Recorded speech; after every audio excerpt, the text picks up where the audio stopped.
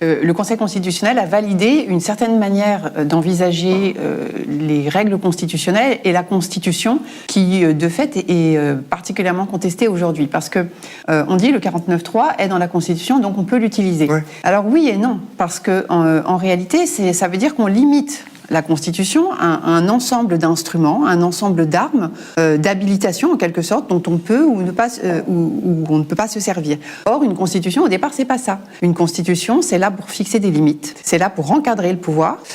Sinon, ça ne sert à rien. Hein. Une Constitution, c'est fait pour ça. C'est pas juste pour dire, voilà, vous pouvez faire ça, et puis maintenant... donc on peut pas donc se prévaloir, comme le fait Emmanuel Macron, de dire c'est écrit dans la Constitution, donc j'ai le droit. Alors, c'est ça le problème, c'est que le Conseil constitutionnel a validé cette interprétation-là de la Constitution en disant c'est effectivement, c'est marqué dans la Constitution, ce sont des instruments dont il peut se servir, donc c'est constitutionnel.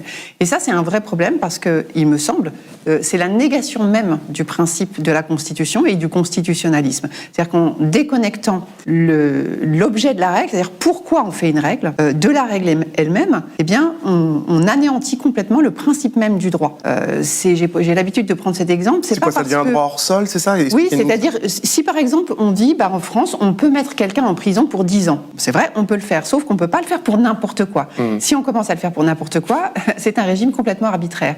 Eh bien, c'est la même chose pour la Constitution. Il peut utiliser le 49.3, mais la question, c'est de savoir pourquoi.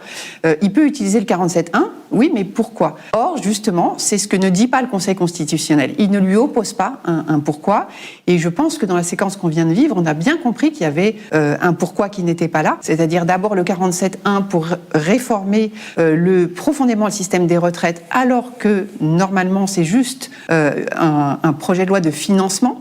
Et d'ailleurs, le Conseil aussi a une pente dangereuse parce que dans ce qu'il a dit, il a mélangé les dispositions qui avaient un effet financier, un impact financier, avec les mesures de financement. Ce qui, on peut le comprendre assez basiquement, c'est pas la même chose.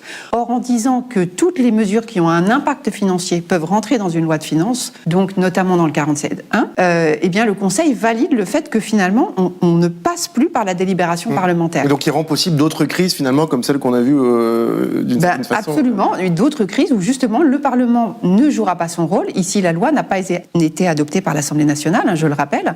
Ça a débloqué le Parlement et en même temps, ça a passé au-delà, en fait, en réalité. L'Assemblée n'a pas voté le texte, même pas avec le 49.3, puisque on considère que le texte est adopté simplement. Et donc, moi, je crois que quand même le rôle du Parlement dans cette histoire, hein, il faudra s'y intéresser.